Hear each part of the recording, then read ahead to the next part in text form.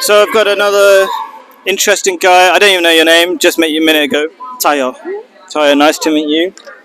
A friend of Claire Cole, an acquaintance of Claire Cole. I forget how to pronounce it. Of secular Quranism. Thank you, Claire, for telling this gentleman to come my way, and thank you for doing this video with me. I want to talk about.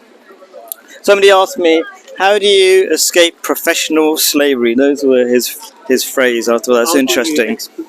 Escape it. So basically, yeah, people keep 50% of people in the West or in the UK. I forget where it is generally, but generally speaking, people hate their jobs.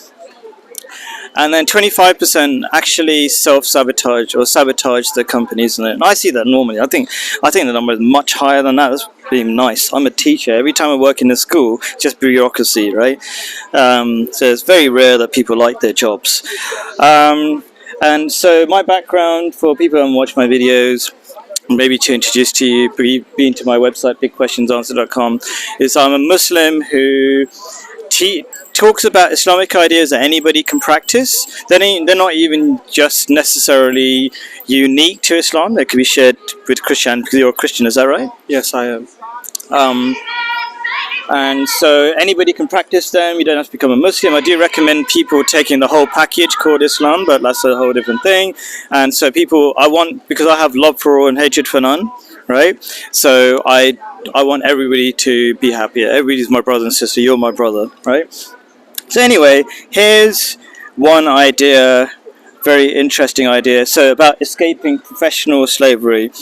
Allah sets forth a parable. And being a Christian, you like parables, Jesus' parables. A man belonging to several partners or masters, disagreeing with one another, and a man belonging wholly to one man. Are the two equal in condition? So what does that mean? In short, it means you can be a slave to lots of people or a slave just to one, which is God. And if you're, as this verse says, if you're a slave to lots of people, they're all conflicting with each other. So let me give you an example. You could be a slave to your job, and then you could be a slave to your girlfriend, and a slave to your mum. All these people want different things, maybe different jobs, and you're slave to your own ego. Or you can have one direction, and have a clear and wholesome direction from the creator of your creator who knows you best, that is God. Any thoughts about that? Yeah, that sounds very. There's a verse in the Bible that's along the same line about being a servant of God rather than serving money, was the other example that was given in that. And I would also like the idea of spreading yourself too thin, because if you're being a servant to all of this 1,000 people, you're not serving any of them properly, any individual person properly. So yeah, that tracks. Looking back to where we started about professional slavery, there's a disconnect. If you don't feel connected to the job, to your vocation, if you don't feel like you're making an impact, if it's just for a way for you to get some money so you can pay your bills, then you will always feel like you're a slave to it. So if you're connected to if your vocation is connected to a higher purpose, then you wouldn't feel like it's a slave. Yeah. And that agrees with understanding of psychology by the great psychologist Viktor Frankl and people like Johann.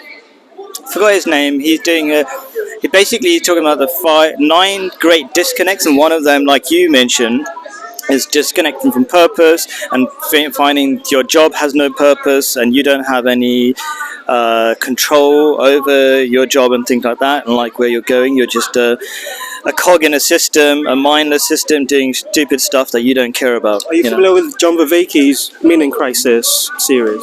I've heard of that, and it seems along this we do definitely suffer from a meaning crisis because Hollywood and many other movies make it out as if we don't need a meaning in Western society. They want us to live meaningless lives, but psychologists, like I said, Viktor Frankl, say that's central to your happiness. You need meaning. So I can imagine in the West we have a meaning crisis. I don't think it's an international meaning crisis. It's a Western disease. Yeah, definitely. It tracks the history of the meaning crisis through the West. So it's a Western crisis, but it's also, I think, a function or feature of secularity, and secularity is being spread not just in the West. It's being spread everywhere. It's the most. Yeah, I'm Nigerian, so I grew up in a country that was predominantly Christian or a Muslim, pretty much 50-50, and we've got people that were, linked with their ancestral, traditional religion. But now secularity is now the main thing that everyone's aspiring to, because they see the West and the prosperity of the West, and they link that to the secularity of the West. And so, yeah, I don't think it's right now it's a Western problem, sure, but I think it's spreading further than the West.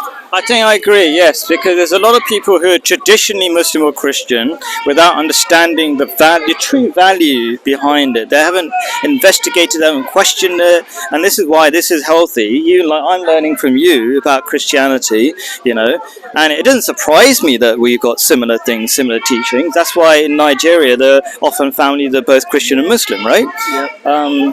So I'll say another verse of the Holy Quran. Basically, I outlined a problem in the last verse, which is basically being a slave to different people's opinions, right? But how do you overcome that? And this verse of the Holy Quran that says, "But for him who fears to stand before his Lord, there are two gardens." And gardens, you can probably guess what gardens means, like paradise? Yeah. So where are the two gardens? Because everybody believes in one garden, right? It means paradise in this life and the next. All right, okay. So, why would fear of God somehow overcome all other fears? Because it's fear of other people's opinions that we're often slave to, right? We're not literally, your mum doesn't literally, because it's often in Asian culture and maybe an African culture, right? We're scared of our mums, right? Okay. It's like, your mum will say, and of course your mum is going to be scared of her sister's opinions, right? And the wider community, right? You've got to be a doctor, wherever it is. Your mum doesn't literally beat you, hopefully, not as you're a strong man. I don't think shit can work anymore. Not anymore, right? African mums are tough, right? But, yeah, so it's opinions. It's not physical, right? And we fear people's opinions. And how do we overcome that when we have the fear of the one true powerful God? And everything else becomes irrelevant, puny, insignificant compared to God. And that's my experience. Some people, I want to, stress the idea that these ideas are not just theoretical ideas. These have fundamentally affected my life. I used to be spread out thin and trying to achieve this, that, and the other, whatever. What was the trigger that made you feel like, okay, I'm being stretched way too thin, something needs to change it? I basically became an atheist for a while, and I got affected by it. And this is actually, there was another video I just did before this, how atheism causes suffering. The nihilism that it leads to, I can see that. And so I was just trying to, and I'm glad you mentioned this, because especially young people, when they're starting off, they got no experience, and they're the lowest rank in the ladder, right? And they're trying so hard by the next year, in 1 year, achieve some sort of level of success so they can feel happy. And you can see youngest people, the most popular way to die nowadays, I say popular, it's tragic, way to die in the West is suicide. Yeah. Right? So people are really struggling. There's a thing called a quarter life crisis now, a bit like a midlife crisis. Yeah, maybe there's a video about it, but you can realize there would be, right? Yeah. Okay, so midlife crisis when you're kind of questioning what's the point of your life. But quarter life crisis is like you're trying to make it, and people are desperately trying to make it. And young people, they think, if you're 20, 1 year is a very long time, right? So I don't. How old are you? Do you want to say? 29. Okay, cool. I'm 42. Uh, just gives some perspective, I suppose. Sounded cool. Yeah, so people are in a rush, and why are they in a rush? Because they're constantly in fear of other people's opinions, and if you have, the more you're aware of God, then you have more of a long-term view. And if you don't, you fall prey to your ego, and your ego is very short-term. It's about right now I need to be successful, and if I don't, life is going to be terrible. And I mean, just to clarify, people are killing themselves even though they have everything. In the most prosperous time that we've ever had as a species, yeah, people are killing themselves. Yeah, Right. it's tragic. I mean, when you talk about poor people, these are poor people in this country are people with the nicest phones, with Nike Air trainers, right? They're definitely not hungry. Okay. They're all hungry people, but these are not necessarily the people. There's a lot of rich people killing themselves. Yes. Right. So yeah. So in short, because I like to keep things short, fear of God trumps all other fears, and it has massive. Let me clarify. It's massively changed my life, but it's an ongoing process of having more awareness of God, and the more awareness I have, the more peace I have of God, because I have more clarity about my direction and what truly makes me happy, rather than being a slave to all these other useless things that are making everybody's life miserable. Any thoughts? A few.